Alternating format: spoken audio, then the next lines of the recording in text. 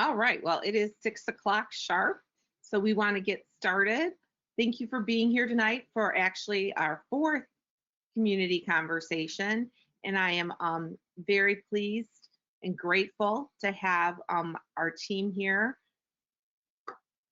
to meet with everyone tonight to talk about our return to moving, or really our what we're calling Fraser Forward, our return to school 2020. We've been talking a lot about our return to face-to-face instruction, and we're very excited about what we have to share with all of our families tonight. And again, I just want to take a minute and say how thankful I am to be working with such remarkable people here in our district, from our Board of Education to our teachers to all of our support staff, secretaries, bus drivers, our custodial team, our maintenance department, our central office team, our building principals. All of these people work so hard each and every day to make learning here possible in Fraser. And it's not just about the learning, it's about the relationships we build with our students each and every day. And I know this is a very challenging time for everyone, and not everybody is always happy with the decisions that we're making.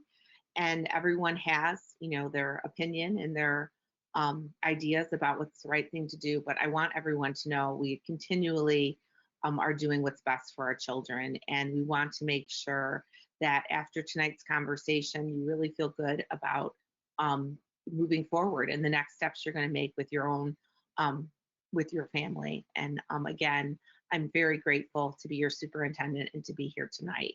So I just want to take a minute and talk about the format of tonight's webinar.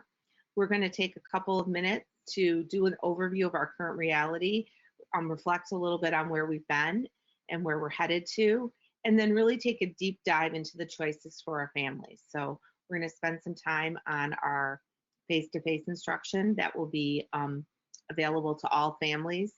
For our elementary students, it's going to be a full day of instruction starting on November 30th. For our secondary students, a half-day opportunity, with second semester being another opportunity to be back in school full-time. And then we also want to answer and address any questions families have about the virtual option that we have for families who choose that. And then we'll take some time at the end to do some question and answers. We have had a kind of a rolling question and answer form out all day today, and we've been looking at that, and we've done our best to incorporate a lot of those questions into tonight's presentation. And in addition, we'll also be taking questions in the chat of the GoToWebinar tonight. So if you do have a question that you would like to have addressed, that is a space where you can put those questions in for Kristen Ledford to take a look at, and she's going to do her best to aggregate those questions. We'll do our best to answer those. We might not be able to get them all answered, and if there is still a question you have at the end of tonight's webinar, feel free to send her an email, and we will be able to respond to that question later on tomorrow or by the end of the week. So with that, I want to do some introductions. Again, my name is Carrie Wozniak. I'm the superintendent of schools here in Fraser, and I'm joined with some other very important people within the district. I have Dr. Donna Anderson, our assistant superintendent. If you want to say hi, Donna. Hi, everyone. Glad you're here. Hope you find this information helpful this evening. Thank you. We also have Mr. Dan Waters, who's our Director of Operations, Maintenance, and Transportation. Mr. Waters. Hello, everyone. Thank you for coming this evening. And I'm going to let you introduce our other guests, if you don't mind. I sure will. Thank you. We asked Scott Bland from KSS. He is our representative from our chemical company, all our custodial supplies, actually. Equipment, supplies, chemicals, you name it. KSS is our partner, has been our partner for many, many years. And we asked him to be part of our conversation tonight in case there's any really technical questions. Scott has the knowledge that he can help us answer those questions. So welcome. Thank you for being here. Thank you, everybody. Thanks for inviting me. Yes, we're very happy to have you join us as well. And last but certainly not least is Miss Kristen Ledford, who is our Director of Community Relations. And she has been working tirelessly to keep our website up to date with information and provide our families with all of the resources and tools to really help people make a good decision. Kristen? Hello, thank you for joining us, and it's good to be here. Thank you. So again, I just want to thank everyone for joining us. And I often say we are all in this together and everyone's leadership matters right now. And I hope everyone realizes that we all need to lead and we all need to continue to do what's best for our students. So again, we're very appreciative to have so many families and staff members be here tonight to listen in on this presentation and to ask these important questions. So with that, I just want to pause for a moment, and I always go back to what really guides our work and the guiding principles of Fraser Public Schools. I think that's so important that we really stay grounded in the work that we put a lot of energy and effort into. And that's the work we've done with our portrait of the graduate. And our focus has always been on designing learning for all students. And we've spent a lot of time talking about the 6 C's. And I think when you're in a situation like we're in right now, in this global pandemic, having these critical competencies, these 6 C's as we call them, are so important. You know, things like character and citizenship and collaboration and communication have never been more important during this time. And I think the examples that our leaders are setting for us right now within our school community is to show us the importance of, you know, having that character, having the ability to communicate with our stakeholders is more important now than it's ever been. And when we look at our strategic plan, we've really positioned ourselves well to be prepared for both of these learning options that we're going to talk about tonight. We have amazing teachers and administration and staff that are very prepared to really work within both of these learning environments. And we spent a lot of time, you know, building out this very robust digital ecosystem. So, you know, we're very fortunate that our community has supported our one-to-one initiative, and we have a strong and robust digital ecosystem that's allowing us to really meet our students where they're at right now and build those learning partnerships and create a strong learning environment, whether it be virtual or face-to-face. So our strategic plan really guides the work that we're doing and allows us to do, I think, a lot of work that is thoughtful and very planful. And I hope you see that tonight as we talk about our next steps. So I want to talk a little bit about where we've been and make sure we're connecting those dots for people, because we've been in this situation for quite a while now. And when we, you know, left school in the spring and the pandemic, you know, really became a reality to us all, we spent a lot of time over the summer talking about what our return to school in 2020 would look like. And we put together a large task force, and that group of people spent a lot of time not only talking about what instruction would look like, but how we would get ready for that, what we would do to make sure our processes for student achievement, to make sure students were, you know, getting the instructional piece that they needed was met right at the start of the year, and making sure that we were able to have all of the necessary pieces in place to start school off, obviously safely in the right way. So we spent a lot of time on that. And, you know, in August, I had many meetings with the Board of Education, with the community, and we talked a lot about the best way to start off school. And we really felt that when we started off school, and I pulled this right from our website, that we were going to start the year off in a mainly virtual mode with small opportunities for small group instruction. And we did that at really every grade level in the district. And I put some really important information at the bottom of the slide. And this was there at the beginning in August. We were very clear that the date was subject to change, that the district would monitor and adjust accordingly. And we would use, you know, data and research provided by not only the health department, but we would always make sure we had a virtual option that would stay in place throughout the year. So that was really important for us to make sure everyone was aware that that date was subject to change, and we wanted to get students back in school. And some of the things we talked about was the fact that we needed to start getting students in right away. And we did that. We were very proud of the fact that we were able to bring in some small groups to meet face-to-face at all of our elementary buildings and at our middle school. and we've been starting to bring in more students even at the high school. We've done a lot of assessments at the high school that have brought students in. So, excuse me, we have been bringing in students, and we're at a point now where we really believe we can move forward and we can do this safely and the right way to bring in more students. However, we know some families are not comfortable with this option. So that is why we have that fully virtual option still available for our families. And I want to make sure everybody understands a lot of the nuances of that, because I know there's a lot of questions and sometimes there's some misconceptions about what that might look like. I want to start off with this particular slide on why is in-person face-to-face instruction so important. A lot of people have asked me that question, you know, why now? Why is this so critical? It's always been our goal to get our students back in the buildings.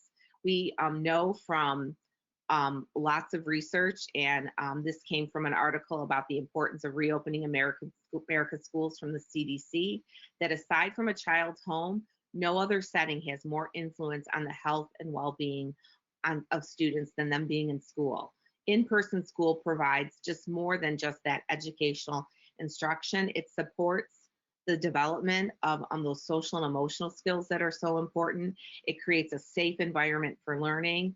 It addresses nutritional needs, and it really facilitates that physical activity that will help a lot of our families that are really struggling right now. So I think it is so important for everyone to understand that moving towards that in-person instruction has always been the goal of the district. And we know that there are families that have different feelings on this, but you have to remember that that face-to-face instruction is so critical to so many of our families in our district right now.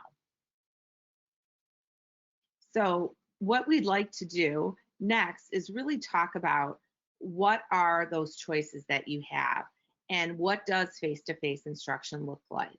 We've put together some additional resources that you're going to find on the website today. This presentation is there already right underneath our community conversation, so you're welcome to take a look at that. But we've also made some additional handouts that we're calling best practices for students and families to come back to school safely. And we have created one at the elementary level and one at the secondary level. And tonight, Dr. Anderson is really going to take us through some of those strategies and practices that we put in place, in addition to all of the safety procedures that Mr. Waters is going to talk about tonight. But I want to start off with saying that everyone's goal is to prioritize the reopening of schools as safely and quickly as possible, given the many known and established benefits of in-person learning. But we know that we all have to do our part to keep everyone safe.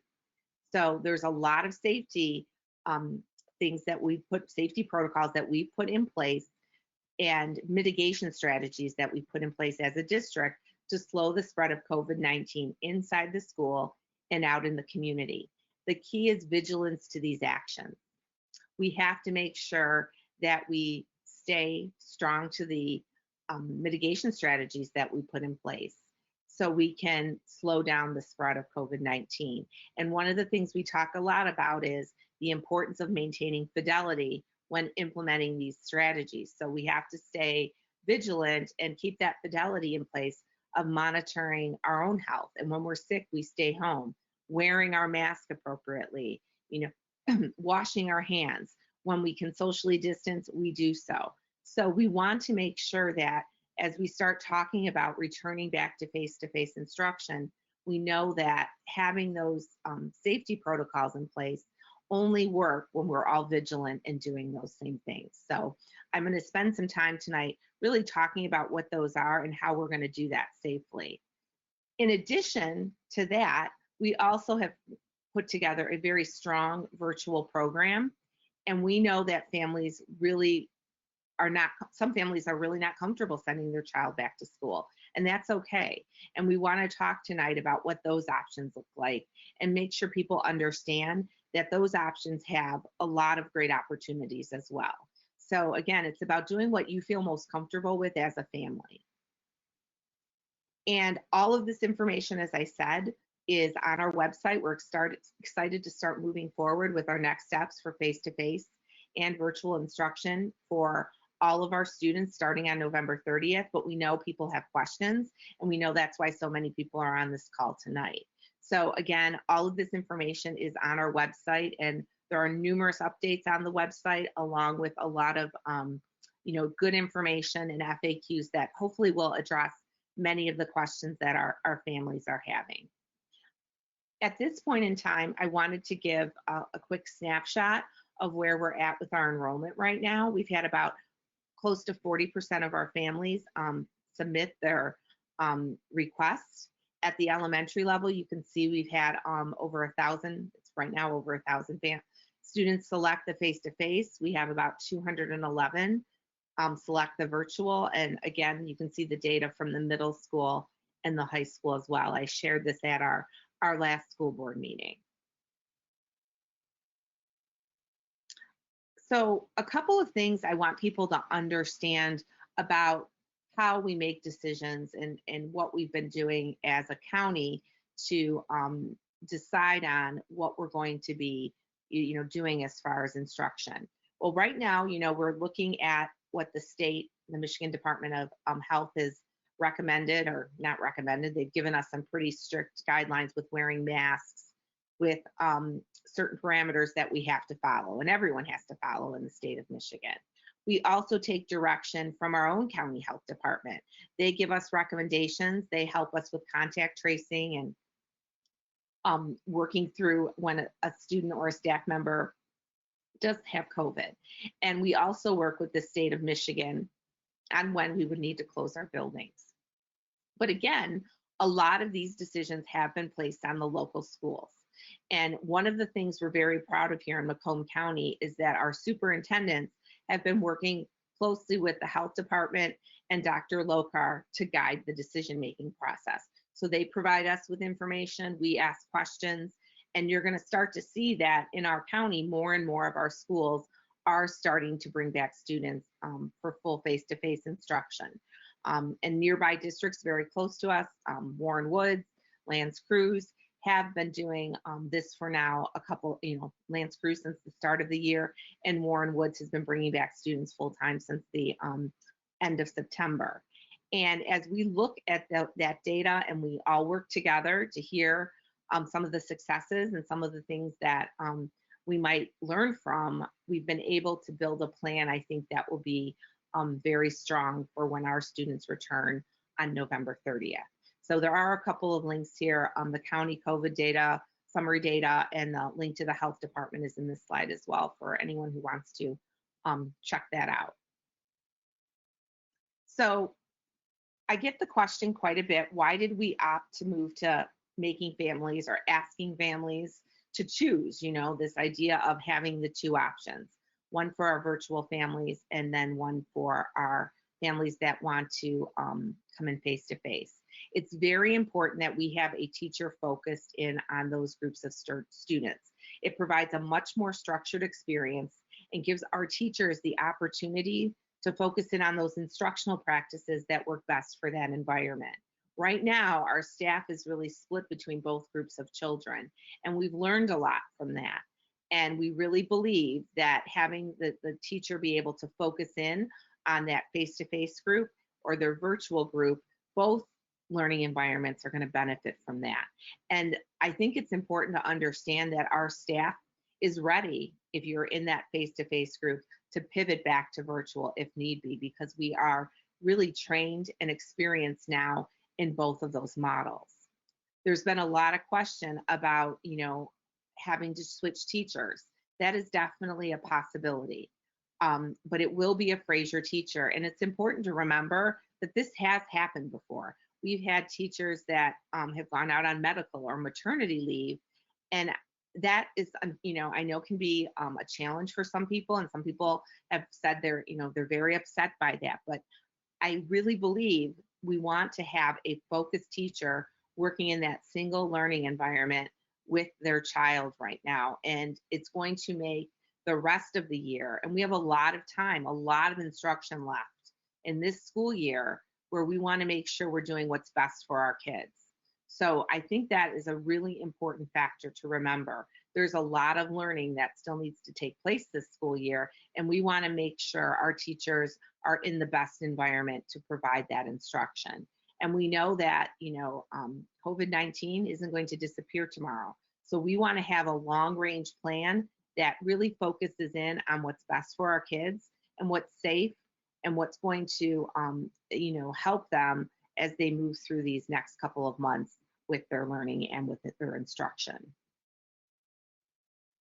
So I'm now going to move into talking about our face-to-face instruction. And I'm very fortunate to have Mr. Waters, who's just has such a high standard and just does an amazing and remarkable job with our district and maintaining the facilities and always doing what's best for our students and our staff here tonight to talk about some of the protocols and safety protocols specifically that we have in place to keep our buildings safe and to make sure that we are doing what we need to do to be prepared for this face-to-face instruction. So I am going to pause for a moment so we can transition to Mr. Waters to really take us through some of the protocols that we've put in place with regards to coming back to school in a face-to-face setting. And I've asked Mr. Waters to really start with, I want to say, what happens right when the day, the day starts. And when we think about that, we're really starting with transportation and getting everyone into the building. So with that, I am going to turn it over to Mr. Waters, and you have the floor. Thank you, Carrie. Are you going to pop up the transportation slide?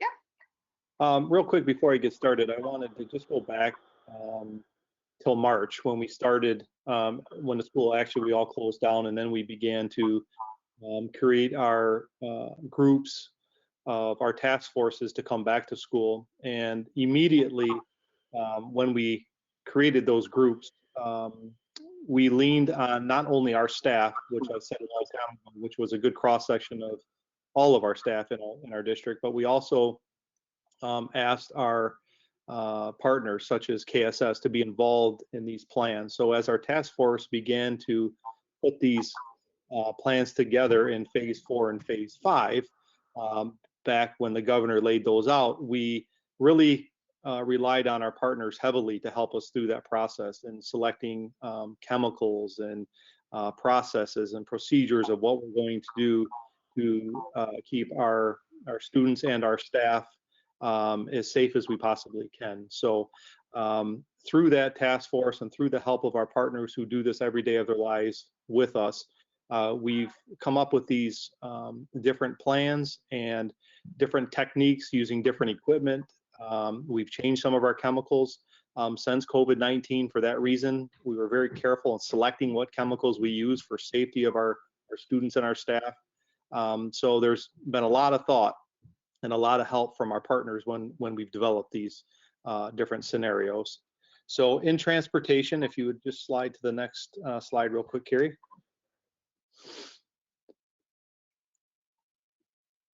Thank you. So we do know that transportation is going to look different. It has looked different from us, as Carrie said, since the second day of school. We really put a lot of time and effort into planning how to keep our students and our staff safe. So a lot of these things you're going to see right now, we're already currently doing because we have kids in the building. We brought them back sooner than many other districts have in small groups following the governor's orders for a safe start. So a lot of these, like I said, we're already doing. So as we go through this, any of our staff that may be present in the call will know that we're already doing some of these tasks in our buses and the buildings and so on. So as our bus drivers pull up in the morning, you will see that the driver is always wearing a mask. It's a requirement that the driver and every student on the bus has to wear a mask. We do understand that social distancing on a bus is very difficult to do. If we had to do that, we would shut transportation down very quickly because we just physically can't get the students to the school in time. So again, everyone has a mask on the bus. We installed hand sanitizer on every bus. Scott and KSS helped us secure smaller dispensers that are permanently mounted on our buses. We worked with the Michigan State Police to make sure that it was legal for us to put these dispensers on the bus, because our buses are inspected every year, which is a requirement by the Michigan State Police. So we filled those dispensers with hand sanitizer, so the kids will use a squirt of hand sanitizer when they get on the bus. Our students, most people know that we have the Synovia program, which is a tracking program for us so we can keep an accurate count of ridership on our buses. God forbid there was an emergency, we could immediately go to that roster and figure out who was on the bus during that time. Donna was helping us lay that out at the elementary building back in March when unfortunately COVID hit, and we weren't able to get the the elementary kids scanning the way we wanted to during that time. So the high school was already scanning on our buses along with the middle school as well. So and if the elementary kids have their ID and they're able to scan, that's great. We're certainly not saying they have to scan. We're not going to not give them transportation at this point. We will try to lay that plan out again and implement it when it's a little better and more convenient for everybody. We do already disinfect our buses. We do it multiple times a day. We do it before we start our runs. We do it after each run. So in between the high school and middle school, we sanitize our bus. Between the middle school and the elementary, we sanitize our bus. And then when we get back, we sanitize it again. The district has bid out and purchased new equipment to do this. So our drivers are equipped with an electrostatic handheld sprayer, battery operated. On every bus, we have a few backups in case one were to fail that we could grab. We also gave one to athletics so they could use it as well in their events. So Shane, if he had to disinfect something quickly, he could do that with that machine. It's important to note that this solution is never distributed on the bus. We never spray a bus with kids on it. Our bus drivers do this when I said in between every run and before and after, so the kids are not present. They have the proper PPE on the buses as well to do this task. We also have a box of masks on the buses in case a student forgets a mask or doesn't have one. We can equip them with a mask when they get on the bus as well. KSS and Hilliard, who is the chemical company, helped us select these chemicals that we are using. So through our electrostatic sprayers, we're using a chemical called QT3. Again, that's manufactured by Hilliard, and that has a 3-minute kill time. If it just sits there, there is no wiping, no mechanical motion to clean it. It will kill that virus, COVID-19, in 3 minutes. And we have a short little video here that we'll play for you to show you how that system works.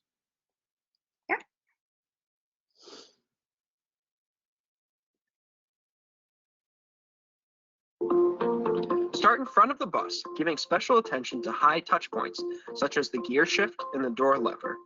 Continue on the doors side, moving to the back of the bus. Spray from high to low. Move to the other side of the bus and repeat the process, working towards the front. All right, I'm not going to show the whole thing, Dan, because we're kind of short on time, but I think Okay. they get. Okay.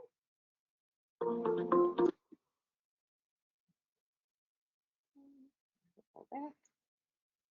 All right. Perfect. And that takes us to the classroom. Yep. So if we talk about our classrooms,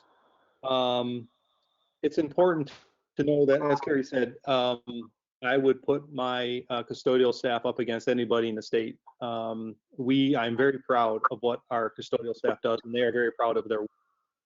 As you look around our buildings, Scott can confirm this as well. Our district is cleaner than most, and our folks work very hard to make it clean and to make it very presentable. And when you walk into the building, all of our visitors say, "Wow, there's no litter laying around on the outside. You walk in the halls; they're clean. They sparkle." The wax we use, on a side note, actually has a microban in it, so that wax is actually killing germs all the time.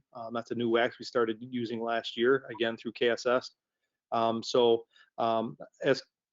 as a district, we're very proud of our custodial staff and can't thank them enough for what they do. Without them, it'd be impossible. So, but with that being said, we're spending a lot more time now cleaning for health, not such, maybe not for appearance. And what I mean by that is we are trying not to lessen our standard for appearance when, we are trying to get every piece of paper that's on the ground and dust mop and all that, those items that we typically would do, but now having to sanitize with a Clorox 360 machine, which you will see here shortly, that takes time to do that. So it's difficult for our custodians that we have on hand. We'll get a little further. I think we'll talk about adding some staff to help us with these tasks, but it's very important right now that we begin to focus on sanitizing for everybody's safety and their health. So all those highly touched surfaces like door handles, countertops, pencil sharpeners, faucets, drinking fountains, although they can't use them, we have them all blocked off in the classrooms and in the hallways. If kids were to touch them, we still wipe them down. Our bathrooms, in a full day scenario, will be sanitized with our Clorox 360 machine every 4 hours. We are going to sanitizing our desks after every class period. So at the high school or the middle school, where we're switching classes and traveling to different classrooms, we have the proper PPE in every classroom to sanitize those desks. We have as I said, we have a spray bottle with cleaner in there. As far as our cleaner goes, again, with KSS's help and Hilliard, we've selected chemicals that are appropriate for the grade level. So in our kindergarten through second grade rooms, they are using a number 25 sanitizer. In our 3rd through 12th grade, we have a number 19 disinfectant. And also, in addition to those chemicals, because we have some new 21st century furniture that we are using a Suprox D, which I believe, Scott, is a hydrogen peroxide-based chemical. And the reason we use that on the whiteboard surfaces is because it doesn't streak, and it doesn't leave a film, and it will allow our dry erase markers to work properly on those. It's important to remember that every product that Scott and KSS has helped us select, that they all are approved to kill COVID-19, and they are on the EPA list N, I believe. Is that correct, Scott? Yes. So they are all approved through the EPA. Also, when these chemicals are dispensed and put into these spray bottles, our custodial staff is doing all of this. Every spray bottle has a label on it. All of our SDS sheets are online. Scott is helping us through that. They will be put on our website very shortly. But every building has those SDS sheets in them. And those chemicals are very safe. So in its diluted form, there is actually no PPE required by the company. The reason we were doing that before was because, per the governor's plan, that was a requirement in phase 4. Carrie, Wozniak, and I called our legal counsel, asked a bunch of questions about that when the Supreme Court got involved, and had some questions answered that we had. So there is no PPE required for our chemicals. There is very low risk for our students and our staff. There are household chemicals that we have in our homes that are more for us to use than the chemicals we have in their diluted form. As I said, the district purchased some Clorox T360 machines. These machines are electrostatic sprayers as well. And every building now has one of them. And we use this chemical made by Clorox called the T360. It has a 1-minute kill time of COVID-19. We use these machines every night. We sanitize the entire building. At the elementaries, because they will be in a full day model, we will sanitize all the bathrooms throughout the half-day period. We also, when we get in and sanitize these restrooms, we will lock the door for a certain period of time after we sanitize, so the students can't use them. And then once the chemical is, or the room is safe for the students to go back in, we will open the door back up. So we will not use this in and around the students. And I think we have another little video here quick to show how this one works. Yep.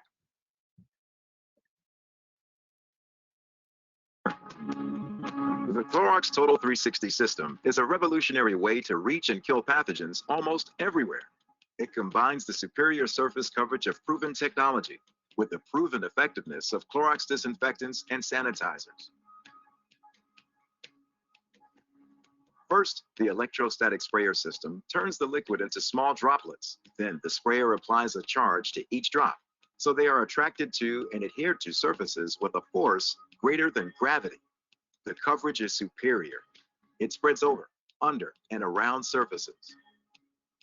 With Clorox Total 360 Disinfectant Cleaner in the system, you can kill MRSA, cold and flu viruses, norovirus, E. coli, and salmonella in places that could have been easily missed. The system gives you coverage far superior to conventional tools. With trigger sprayers, you might miss areas, and costly overspray is unavoidable. Foggers and misters don't provide uniform coverage. Our electrostatic spraying system provides some of the most advanced and comprehensive disinfecting and sanitizing available. All right.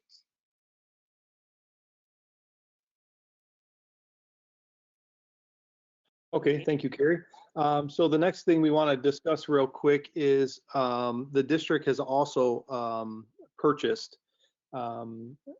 new filtration filters for all of our air handling equipment. That includes unit vents, that includes rooftop units and air handlers within the building.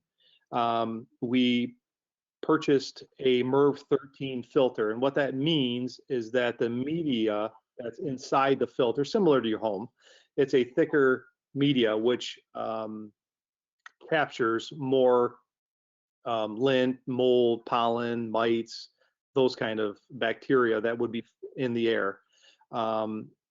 We used to use MERV 8 as a standard.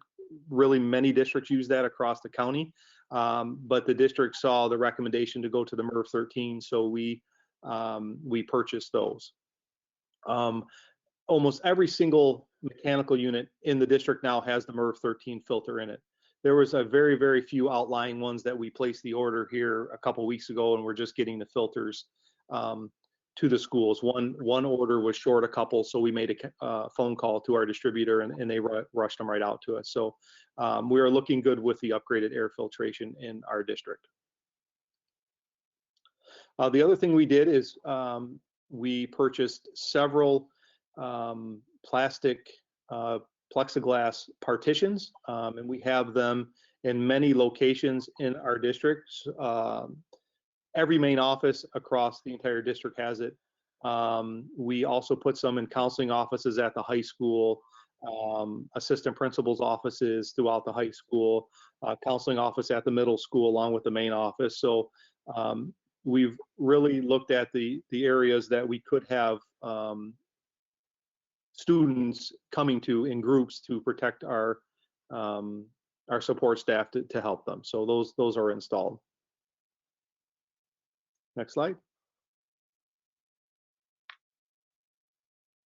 I touched a little bit on this a little earlier. After our board meeting, when we decided as a district that we were going to come back after November 30th, as a team, we sat down and looked at how we could accomplish the cleaning of our highly touched surfaces throughout the day. Because in a full day model, as I said, they have to be cleaned once every 4 hours. So what we decided to do is the district is actually adding 3.5 positions to our staff. And what we're going to do is hire 3 new individuals to work at 2 elementaries. So for instance, we have Salk and Disney, we have Edison and Eisenhower, and Twain and Emerson, that these 3 people will be floating back and forth to, and they are going to assist the head custodians in cleaning those highly touched surfaces throughout the day with the proper sanitizer. We are going to put a half-time custodian working a half day over at Dooley. He will come in, or she will come in a little bit later. We'll let them get started, and then we'll come in and clean and stay through the day with them at Dooley. And as of right now, because RMS and the high school are not a full day, we are able to get the students in and get them out before we use the Clorox 360 machine. And the head custodians and the assistant head custodians during the day will use the rags and the spray bottles to wipe those highly touched surfaces down during the day as necessary.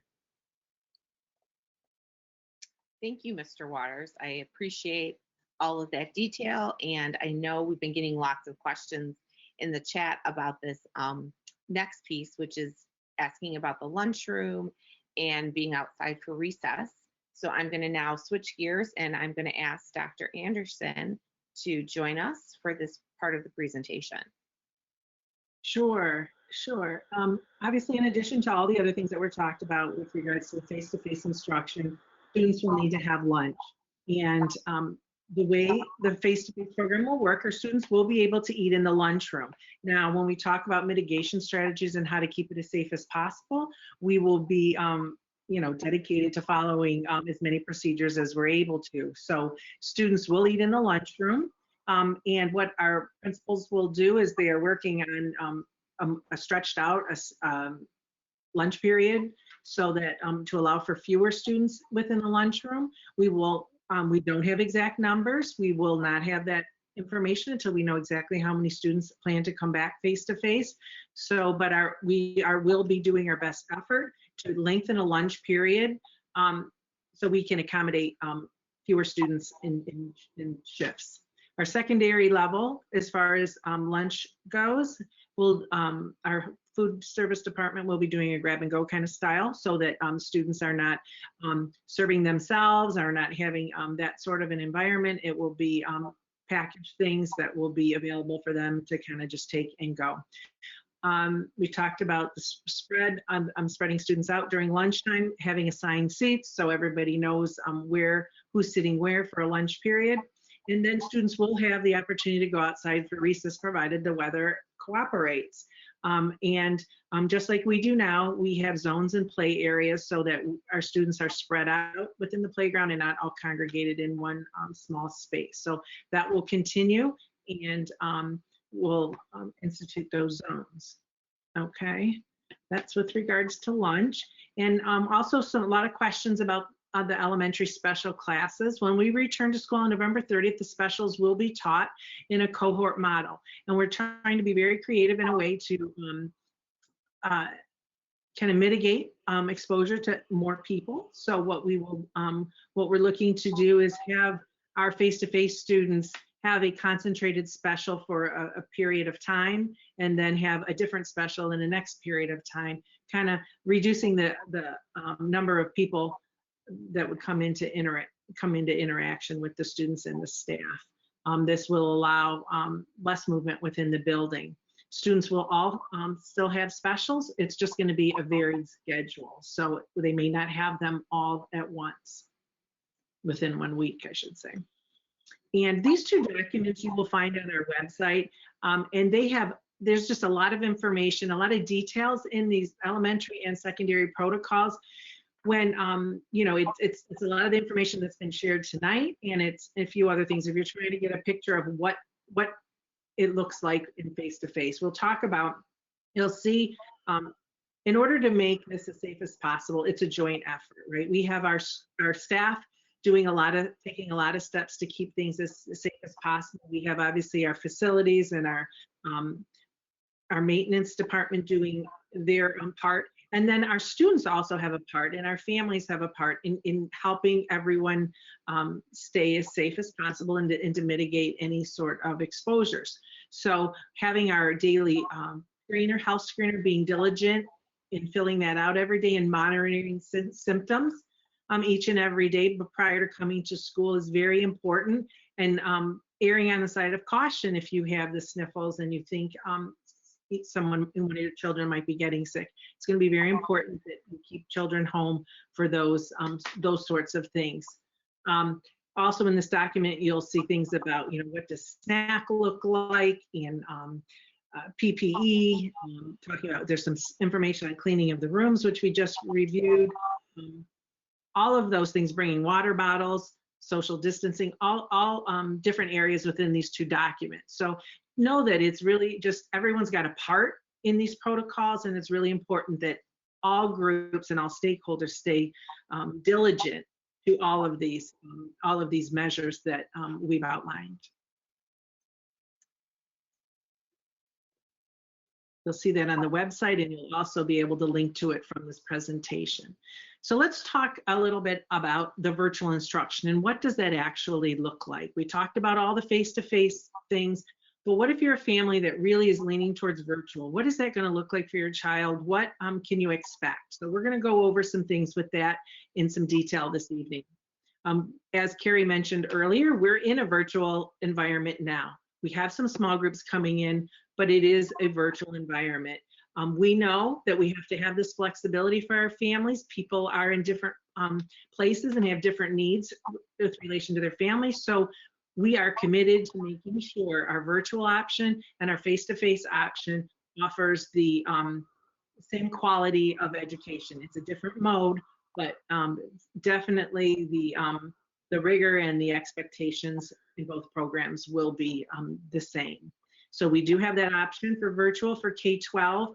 And when you think about what's right for your family, the virtual learner, it is very important that they have an adult, a learning coach at home that's going to help facilitate some of that instruction, making sure they get on those go-to meetings, making sure they're doing their assignments, and they're able to, depending on the age of your student, kind of advocate if they need some support from their extra support from their teachers.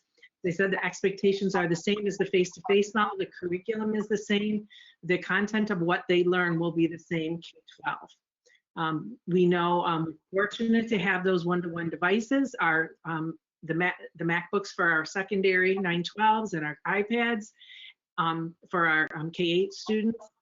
And we're very fortunate to have that, putting us really in position well for the situation we're in right now. It's important to know that if you're enrolling your child in the virtual, that they will still have access to participate in the athletics, the marching band, and other organizations.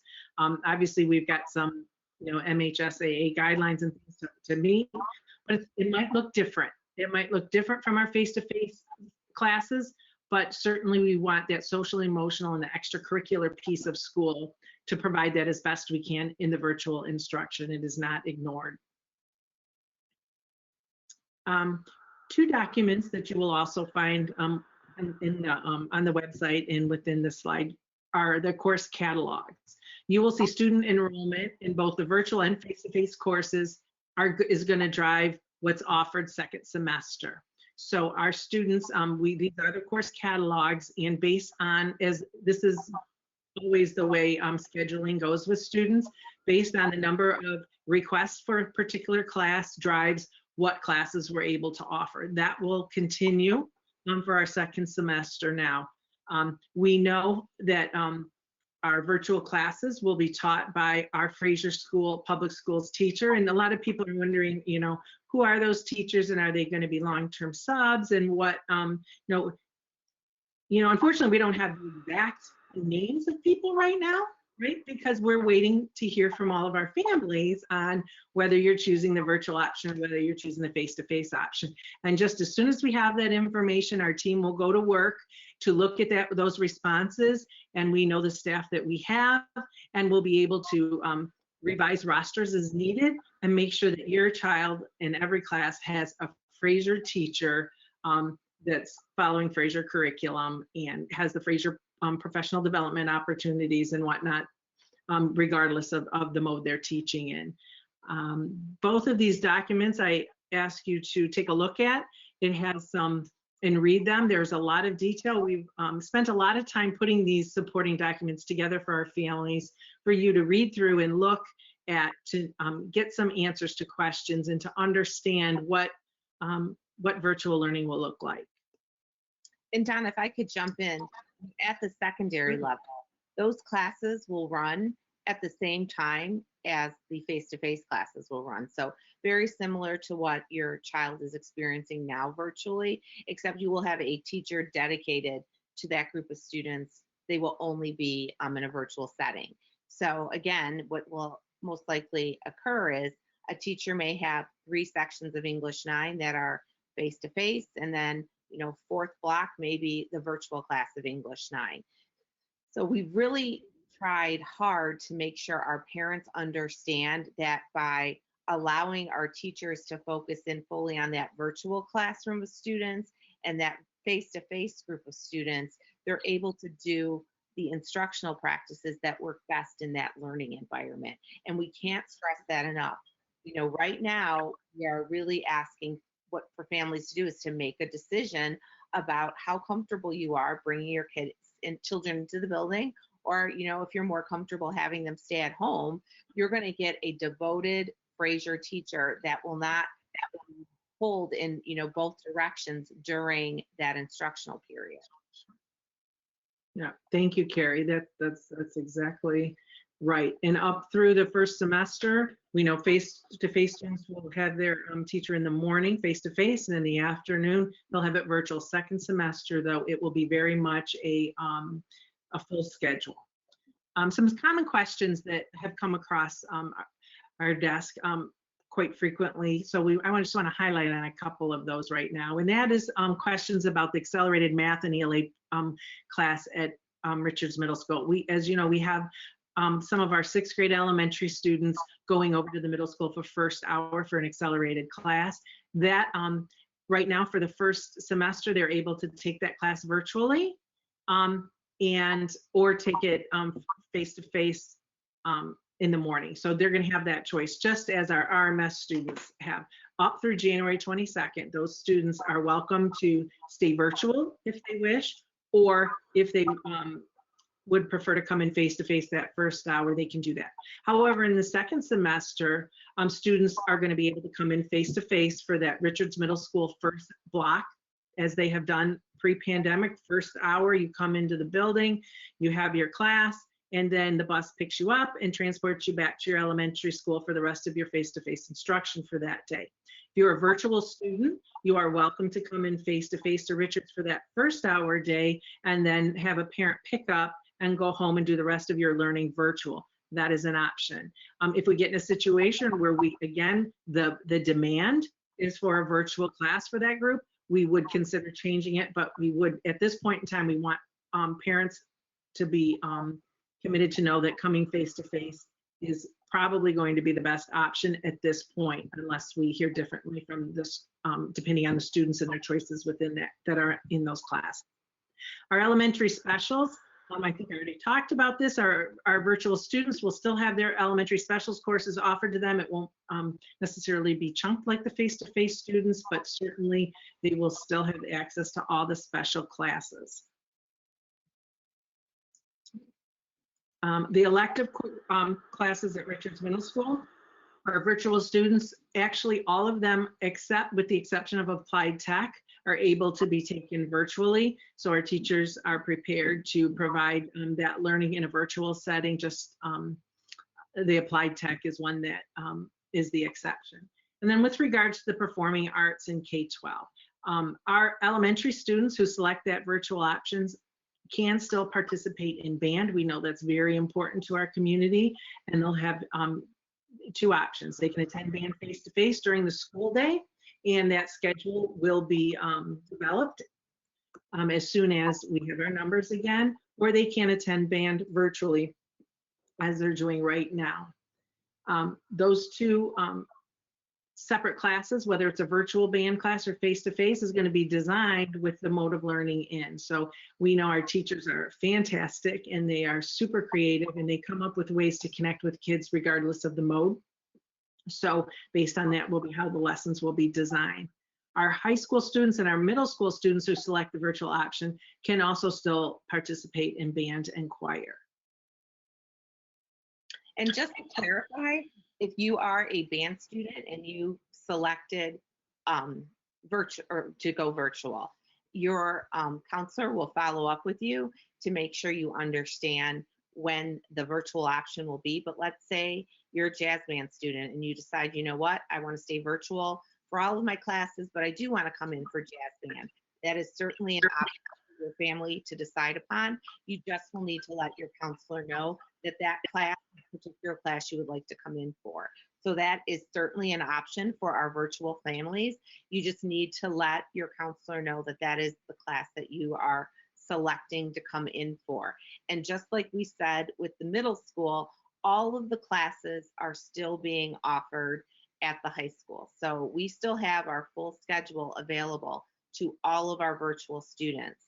Again, really enrollment drives that decision. So whether it be a virtual or a face-to-face class, if we only have 2 students select that class, we wouldn't run it. So that's happened before. And I want to be really clear on that. Just because you selected maybe a singleton class, which we only run one section of, we've had to cancel those classes in the past. So we will, again, let student choice drive those decisions. But typically we have 1 or 2 or more sections of that class running.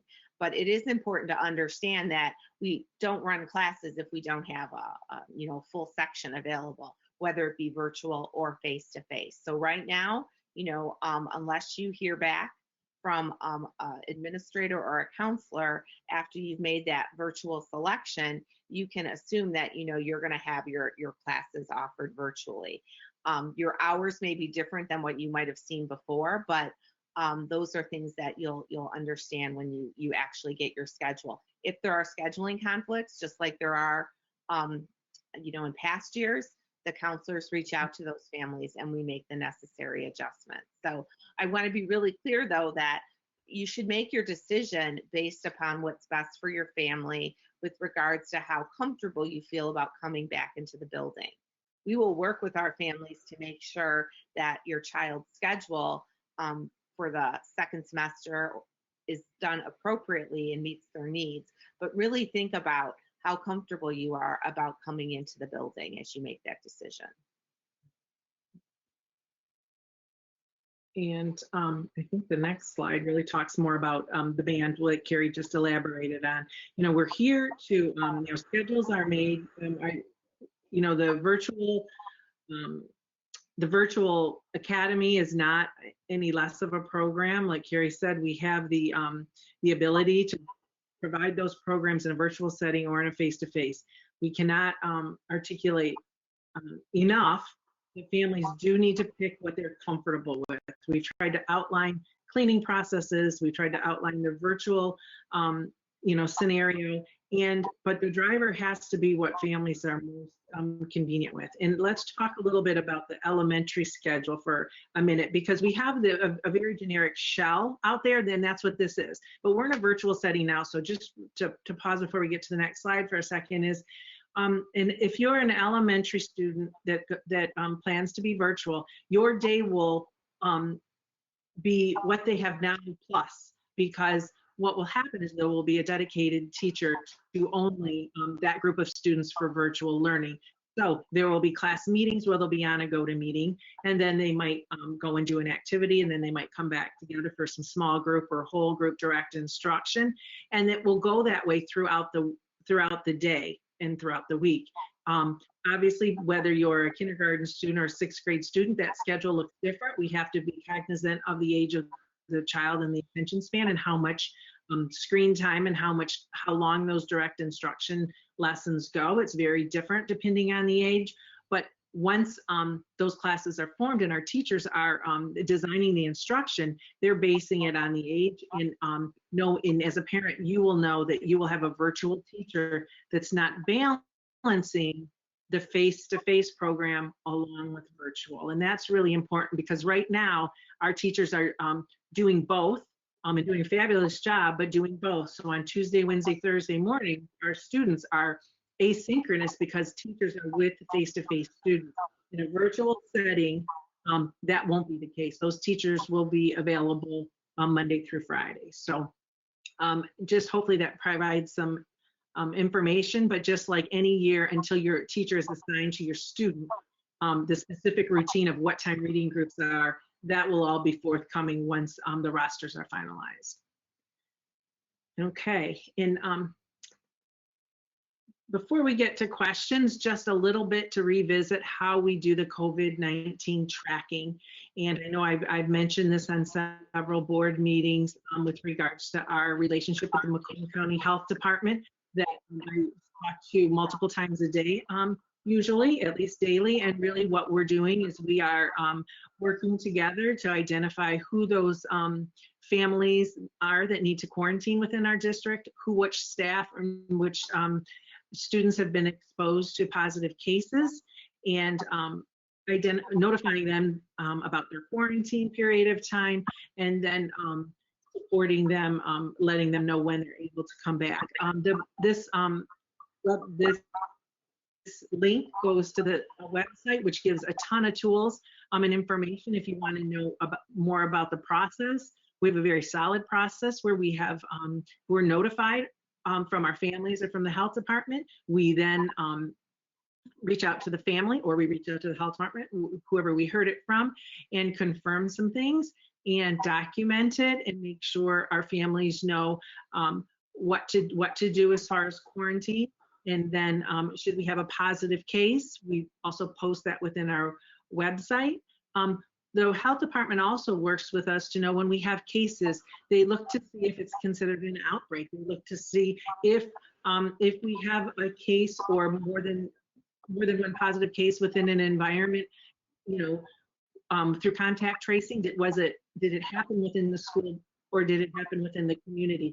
And the Macomb County Health Department really, they ask a lot of questions and try to understand where that happened, and they make decisions, and then they tell us if it's considered an outbreak or not. So we really take the guidance of the health department. They are the medical experts, and they, while we communicate with a lot of our families around this, it's really based on the guidance from the health department. Yeah, and yes, Donna, I just want to add, this is a question I get quite a bit about when will the school close? And this is very clear in this health department document. There may be a time when cases in a school increase to a point where closing the school for in-person learning might be the best option to protect students and staff. The need to close the school for a period of time because of COVID-19 is determined obviously by myself and the Department of Health. It is a consultation between the health department and the school district. So right now, as you see schools going back, when we have these conversations with the health department, they are consulting with us, and we are working in concert together to be making those decisions. So I think that's really important to understand. I know people are looking at the percentages of cases and the people testing positive, and you're seeing, higher rates of people testing positive. You have to remember, we have to look at all of that data. We're looking at hospitalizations, we're looking at deaths, we're looking at all of this information, and from a larger standpoint, where that's happening, what parts of the county are the hot spots, as they call it. So there's a lot of different pieces of data that the health department looks at, and the county superintendents discuss as a whole. So it is a very complex process, and I want everyone to understand that the superintendents, we meet weekly with Dr. Lokar from the health department. We meet with other government officials in the county to talk about that data, to make what we believe are really the best decisions for our schools. And it's important to understand we are giving these two options. So if you aren't comfortable with bringing your child into the school based upon that data, you can make a decision right now that works for your family. And I know people are upset that the decision they're making now locks them in for the rest of the year, but we really have to make some scheduling decisions right now for second trimester. And I have been in contact with other districts, and they are making that decision for second trimester. And people have asked, well, why can't we change third trimester? That is something that we have to stand firm on right now. Things could change, but right now those are pretty much the typical decisions some districts are making now. Some districts are doing things differently, but you have to look at their model of delivery and the types of instructional practices they're using. And that often is an indicator of why they've made the decisions that they've made. For us right now, we really believe having that dedicated staff person to face-to-face and to virtual instruction is going to be critical to the learning for our students. We think that's going to be the most responsive and the best experience that we can give our children right now. So that's part of the reason why we've made that decision. So again, I know there's been lots of questions about contact tracing and the mask wearing. You have to understand that it is very difficult. You have to go to your doctor to get a face covering medical waiver. That isn't something that's arbitrarily, given out. So again, a lot of those questions that we've been receiving regarding contact tracing, the health screening piece, you're going to find a lot of your answers on this particular page. And, like I said, Dr. Anderson has done an amazing job working with our health department and from the point of not only, the person that may have gotten COVID-19 as the direct contact, but working with others as, following up with them and making sure they know what protocols to follow.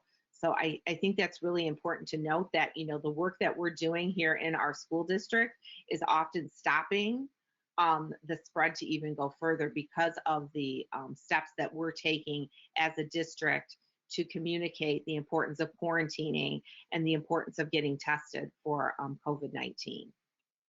Carrie, I would like to add one thing too, because this question has come up to me quite a bit too, and that's if a student needs to quarantine and is out for 14 days, how will they learn? Can they switch? What's important to know is Blackboard and its learning are accessible to all students all of the time, and our the lessons will continue to be posted on there. So kids will continue to have access to that, whether they're a virtual or a face-to-face student.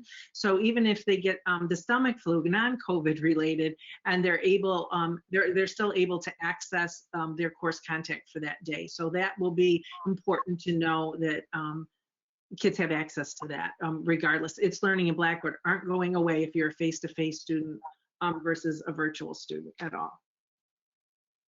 Thank you. So we're going to pause now, and just to give people a context of how long our webinar is going to go, we're going to take questions till 7:30. So I've asked Mrs. Ledford to really kind of work through the chat, and she's got different questions that were either brought up earlier today or are in the chat that we're going to do our best to answer. I just want to clarify that your question might not be answered. Some of the questions are, bigger, like why was that decision made? We may not necessarily get to that.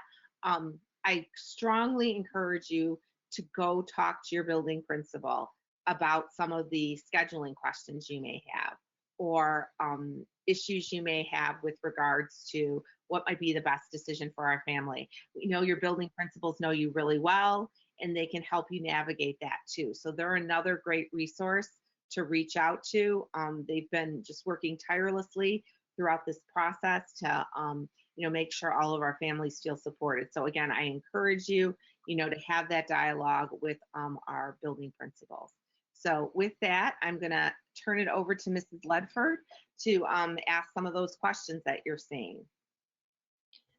Yes, you did a really good job of answering most of the questions that we got through the jot form this morning and throughout the day today. I was monitoring that up until about 5:45 this evening. A lot of the questions that we still have that need to be answered are why, the big one out there is, why was the decision made that middle school and high school students would go back on a half-day model for the rest of the first semester and elementary students are going back full time? Why couldn't it be everybody does a half day? Yeah, I'll start that, and then I'll let Dr. Anderson kind of drill down a little bit more on that. The priority from the Department of Education is K-5, getting K-5 back to school full time and as quickly as possible. They're some of our neediest learners. They need the most support and probably struggle the most with virtual learning. So when you look at any return to school plan, that is a priority. The other important piece to understand is that we have a lot of staffing and scheduling shifts to make. So by tackling, in some ways, the elementary rescheduling first trimester, which is coming to a close, as we begin that transition, makes sense. And then with the secondary students, they are on a semester schedule. So it made most sense for us to finish out that semester, those last 8 weeks, splitting the day up half and half. So they could complete that and then reschedule students second semester. Dr. Anderson, I'll let you add to that as well. Thank you. Yeah, definitely. And a huge priority is really our youngest learners getting back into school earliest, I will say. And we know those are the most formative years, and we know that the lessons that that an elementary student learns as far as beginning reading skills, those foundational reading skills, really physically present with the teacher provides the best being able to facilitate that. We need that full day schedule in order to increase that time to make them a priority. That'll all take time. The other flip to that is our elementary virtual teachers. You know, if we did a half a day, our teachers would be again toggling back and forth between AM and PM, between virtual and that. It would cut minutes short. We really want to provide our virtual students with a full day of learning and our face-to-face students with a full day of learning. That's the soundest educational system, and education is our expertise. So we in Fraser know that we have always done whatever it takes for our learners, and this is why we need those elementary students coming back longer, I guess, before our secondary. Now, having said that, our secondary students, again, are in the middle of a semester where they have a set schedule. Preserving their grade books, preserving their schedules is very important to someone achieving their credits for the merit curriculum for graduation requirements. So to disrupt that would not be in the best interest of our students. Therefore, we've developed a half-day model for students to be able to stay committed to that schedule that they have, whether they're virtual or face-to-face. And then second semester, when they get their new schedule of classes, proceed in a full setting, a full virtual or full face-to-face based on you know, their selection. So a little bit of background. Thank you. If parents choose to put their child in a face-to-face environment and then they are not happy with either the number of students in the class or don't feel that it's safe for their student, are they able to switch back to virtual? No, you have to make the choice now. We need people to make that commitment now based upon enrollment, so we can schedule accordingly. Okay, and kind of branching off of the enrollment, as regards to our school of choice families, if families are already here and they're currently school of choice, if they decide to homeschool for the second semester, if they're not comfortable with either option, will they have to reapply for next fall? Yes, because you're breaking enrollment and you do have to reapply again. And that's an important piece to notice, because if you've had any discipline history, we know that, you know, you can't, the school of choice enrollment is no discipline for 2 years. And when you break enrollment, that I just want to be transparent, that could be an issue. And then if a school of choice family does choose the virtual option for the rest of the year, will their elementary student be able to return to their home school next fall? Yes. As far as the COVID cases and reporting them on our website, we had a couple of people ask why that isn't updated every day. I know I can answer some of that is, we have 24 hours from a positive case reported to us to post it on the website. So if there's not an update every day, that means there wasn't a case every day. And I don't know if Dr. Anderson, if you want to add anything to that. Nope, that's exactly right. The positive cases are posted, and legally we have to have them on there within 24 hours. So if we learn about it later in the day, it may not be posted until the next day, but that's within the realm of the window that we're held to. We get it up there as fast as we usually within an hour of learning about the case. There was a lot of questions about teachers and the potential for some of the teachers going to a virtual only teacher at the elementary schools. How will we decide which teachers are going to be teaching in the virtual program, and then when will parents find out who their teacher will be? Dr. Anderson, you want to take that one? Sure. So the staffing decisions, a lot of things are going to go into our staffing decisions. Our staff, you know, have some unique needs as well. So if a staff person, for instance, first of all, our teachers will have the opportunity to let us know, would they prefer to be in a virtual teacher, or would they prefer to be face-to-face? And we're going to consider all of that because we want it to be a good fit.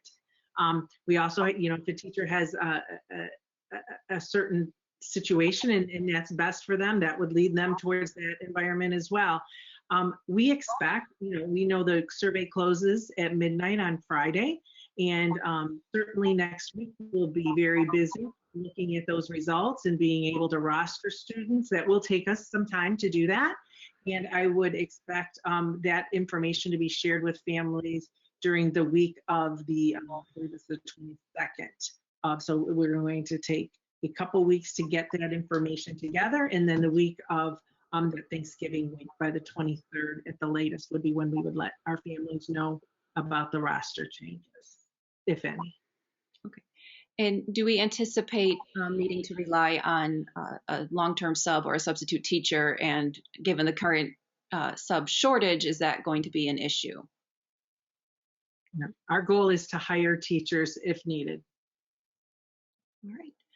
And then the same with subs, how will subs work in the virtual model? So if it's a virtual option and the teacher is sick or the teacher is out for a day, will we have a sub for the virtual teachers too?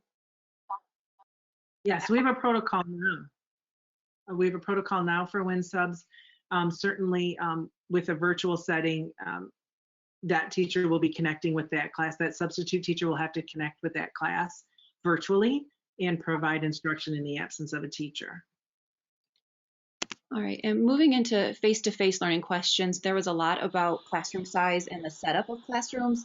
You've said that they'll all face forward, but many of our classrooms now have flexible furniture and they're not in a desk. So how will that still work? And will students have a plexiglass shield around them? Yeah, that's a great question. I know we've gotten that quite a bit. We do, excuse me, we know we have the flexible furniture. We are going to have to make some changes to the classroom to make sure that teachers have the tables or whatever they need to be facing forward. So that is something we're going to be working on as we find out what our numbers are. But it's important to understand that all students will be wearing a mask, and they may not necessarily be exactly 6 feet apart, but we're going to do our best to put that social distancing in place. We also will be having everyone, you know, like I said, with the furniture facing forward. So we may be pulling out for the, you know, the rest of the year, some of the tables that were put in there originally, so we can accommodate getting everyone, you know, facing forward to the front of the room. I also think it's important to remember that we've selected chemicals. So when we do need to wipe the tables off or clean the tables, the teacher can spray can spray the table, and the student can wipe that off. So in between classes at the secondary level, as they move from class to class, they will need to clean their space off. That's important that everyone understands that we are going to ask the students to clean their space as they go from each classroom.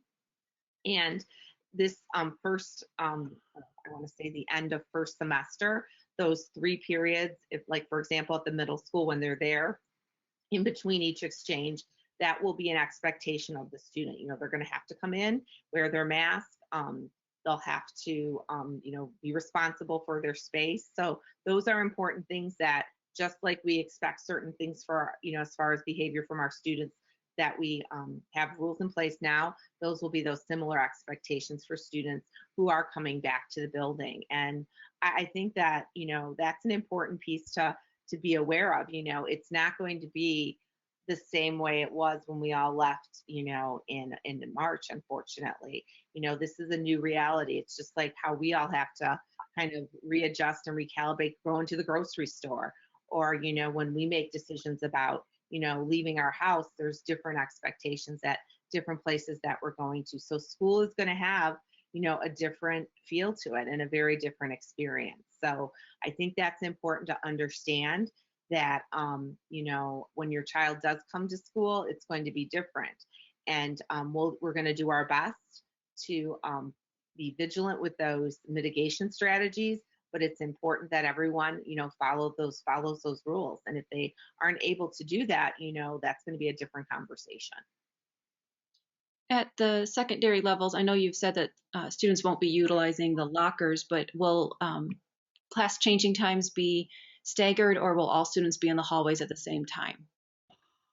That there's a couple of different strategies we have in place for that. So they are going to have, we have the hallways monitored for, the direction, and we're going to have signage in place that's already been put in place to make sure students are traveling, the one way, and we'll be monitoring that. We're going to do dismissal at the end of the day in a staggered way, so we've already discussed what that will look like. We'll add additional spaces for lunch, but as far as students, being able to, I hate to say, congregate or hang out in the hallway, they're going to need to go directly to their next class. So when they arrive at school in the morning, the expectation is they will either have an opportunity to go into the cafeteria where they'll be spaced out if they want to sit in the cafeteria, or they're going to need to go directly to their classroom. And same thing at the end of the day, the expectation will be, the buses will be released, they're to go directly to the bus. Our students that drive, their expectation is they're going to go right to their car, and then our walkers will be released in a staged way. All right, and for elementary students before and after school, do we plan on offering latchkey or SAC? No. You want to take that one? Sure. Yep. Before and after school SAC will be available for our face-to-face students. The full day program that we have running right now will no longer be running as of November 30th. We did get a couple of questions about coats and the locker piece. Right now, they are going to have to carry their belongings to each class. We have put hooks in some of the rooms. And again, that's something we're going to monitor. But right now, they are going to have to carry their belongings with them to each class. And talking a little bit more about the cleaning protocols and the safety protocols that will be in place for face-to-face students, will the masks be required for the full school day, even during gym and recess? Yes, masks are outdoor recess. That's where students are currently taking mask breaks. So when they are outside, obviously weather permitting, we're heading into winter, students will be allowed to take their masks off at that time. Obviously lining up in times like that's when masks are on. So other than that, the masks will be on for students. Or if they're eating. Unless they're eating, exactly. We got some questions. One of the changes that recently have been made is all students are eligible for free and reduced lunch.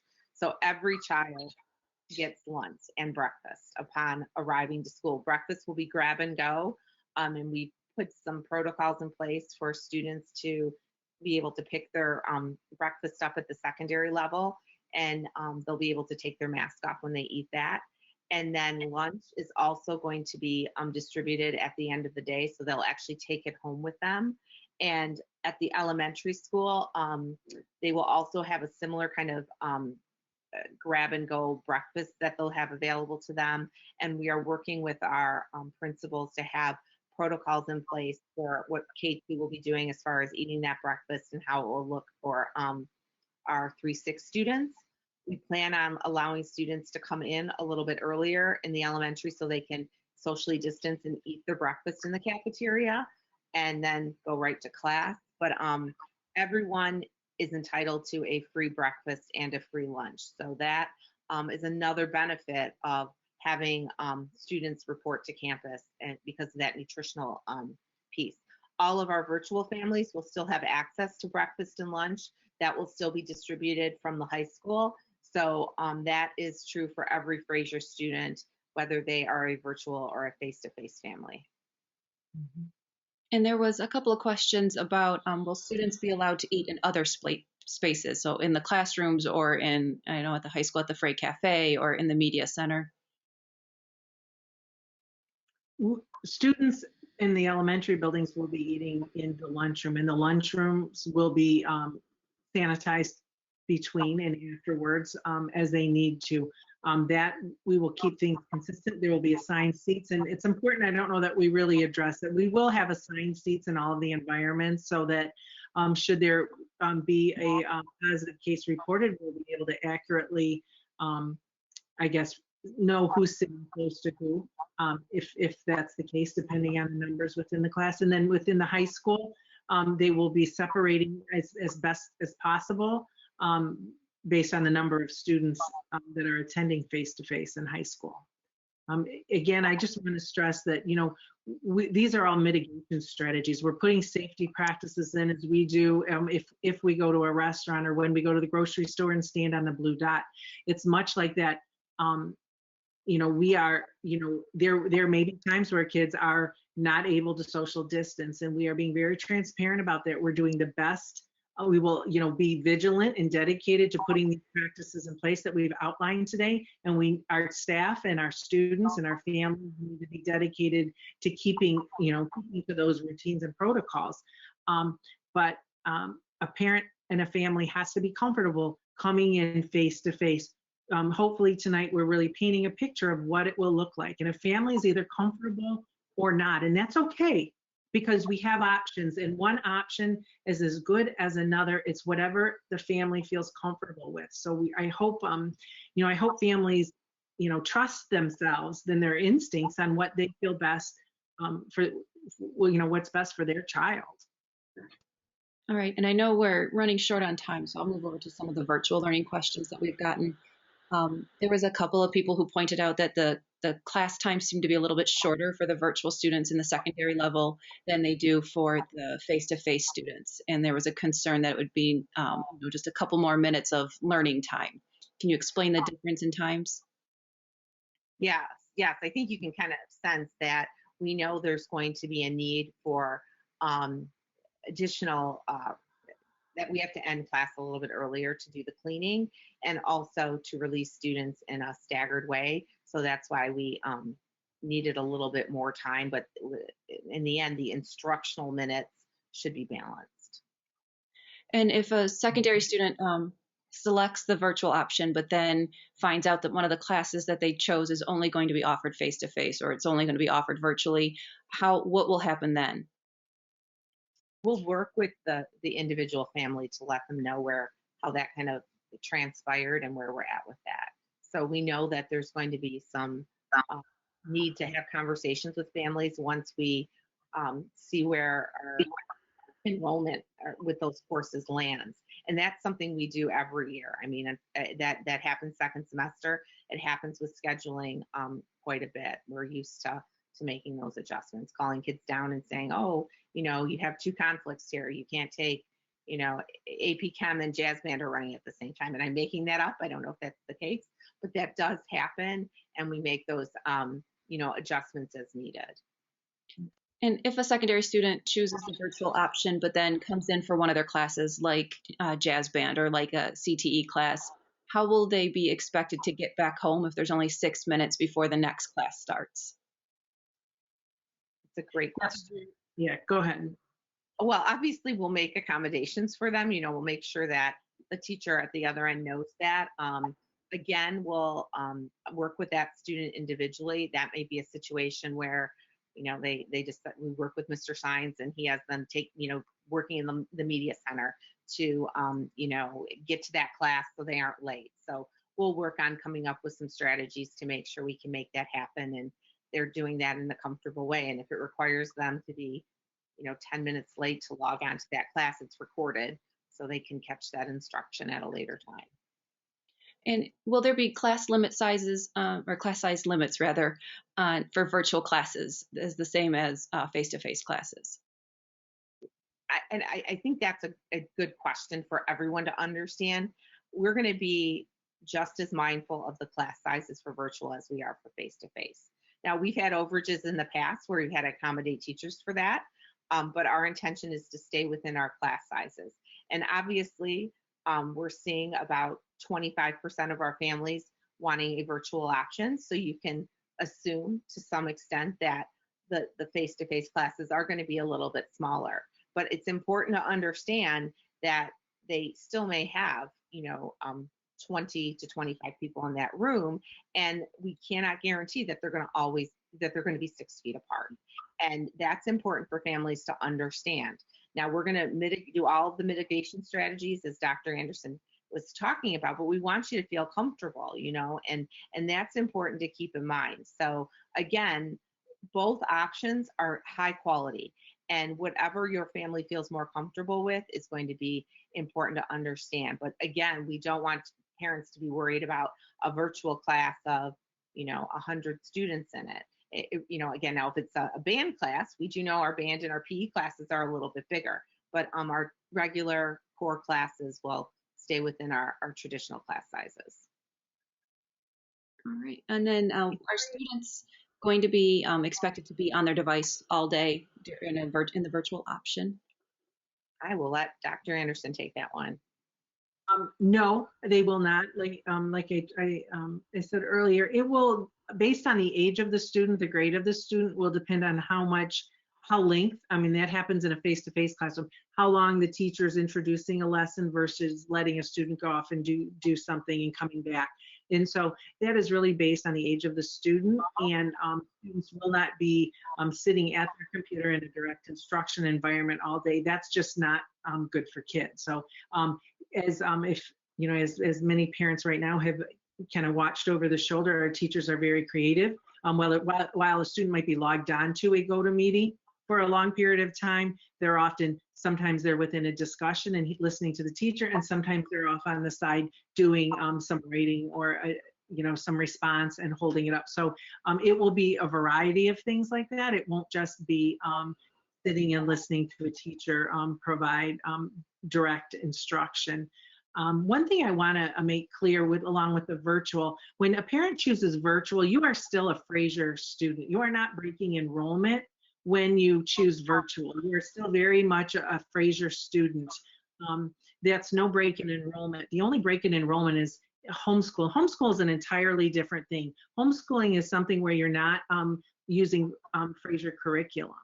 When you're choosing a virtual option, you're choosing the Fraser virtual teacher, Fraser curriculum, and there's no enrollment breaking. So if you were a school of choice parent choosing a virtual option, you are still a Fraser student. Nothing changes with that because you've decided to do virtual. All right. And one final question for Mr. Waters and for Mr. Bland is, are we prepared in case there is a shortage in chemicals? Do we have enough on hand that we can still maintain cleaning our buildings if something happens like it did in March where you seem to couldn't find anything? We actually, Scott and I are currently working on a plan that Ms. Wozniak just approved of ordering some additional chemicals now prior to us going back. So a lot of those materials not only are the chemical that we use often, the biggest thing right now we see ordering is the Clorox T360. We're trying to get a lot of that chemical in because we use that by far the most in our buildings at night. If you think of the high school, to spray that entire building, we go through jugs of it a night. So we have a plan. We are going to talk tomorrow. Mr. Bland and I will talk tomorrow, and we will get that order in, and we will get those chemicals on order and coming to us. Scott, maybe you could touch a little bit on the supply from the suppliers of KSS actually getting it in as well. Yeah, luckily, because of the chemicals that Fraser's chosen to use, they are U.S. manufactured chemicals, so we're not reliant on any offshore sources for these. Clorox has doubled their production in the last 4 months, so we're seeing a great quantity of those coming through, and that's not going to be an issue. And again, Hilliard products, they're made in Missouri. They have been there for 104 years. KSS is one of the largest Hilliard distributors in the U.S., and our supplies have not been hampered in the last few months with either of those products. In addition to chemicals, we have face masks, we have hand sanitizer, we have hand soap, face shield, a bunch of different PPE that we are going to get on order, in addition to the items that we received from the county already that are already distributed in our buildings. So we do have a stock sitting in every building ready for this November 30th when kids and staff come back full time. But we will tomorrow order an additional supply that will lessen that worry of having it here when we need it. All right. And I think that was most of the questions that I saw. There was, like I know we said earlier, if there was any questions that you do not see an answer to, you don't see it on the website, feel free to email me and I will do my best tonight and tomorrow to get responses And everybody should have my email address. I think I've sent out enough reminders and notifications to the district. So if you don't have it, it's easy to find on the website. Thank you, Ms. Ledford. So I just want to close with a couple of final comments. I know there are people that still feel that their question has not been answered. And I'm going to encourage you to set up an appointment with your building principal and set up a meeting to talk about those questions that you still have lingering, and they can then work on answering those questions. And if they can't resolve those questions, Ms. Ledford, myself, Dr. Anderson, Mr. Waters, we're all here to address those concerns. But I think sometimes it's better to sit down and have a conversation face to face with that with your building administrator to clear up some of those questions that you might have. I also think it's really important to go back to the website and take a look at some of the documents that Dr. Anderson has shared with you regarding the course catalog, the companion documents, and the face-to-face documents that we put together that really outline what school's going to look like when your child returns face-to-face. And lastly, I think it's important that we know there are people that are very happy with this decision. There are some people that aren't happy at all, and they're frustrated, and they're struggling to make a choice that's best for their families. I want to be respectful of that, and I understand that this isn't easy. It's certainly not easy for any of us that are on this call. We've spent a lot of sleepless nights worrying about this, thinking about this, trying to do what's best for all of our families. And it's hard. This is a very hard situation we're all in, and it isn't going to go away tomorrow. And I think that's the most important thing to remember, is that we are all in this together, but we might not all think about things the exact same way, but we need to be respectful of the choices that one another makes. And I can tell you that we are a very transparent organization here, and we're going to do our best to bring our students back safely and do things the right way. And we're going to put the best mitigation strategies forward that we possibly can as a district. And we're going to do what's best for our virtual students and what's best for our face-to-face students, because when it all boils down, in the end, we're all part of what we call the Fraser family. And it's hard right now, and we know that, but we have to, stay the course and believe in the work that we're doing. We have amazing teachers that are very dedicated to making sure your child is going to get the best possible education that they can get. And our administrative team, all of our support staff, we're all here to make this work. And I can promise you that we will continue to do what's best for your child, and we're going to continue to listen and to do our best to answer those questions. So I just want to thank you for taking time tonight to be here, to listen to us, and to listen to what we had to offer with regards to this transition. And remember, we're all in this together, and have a good evening. So thank you.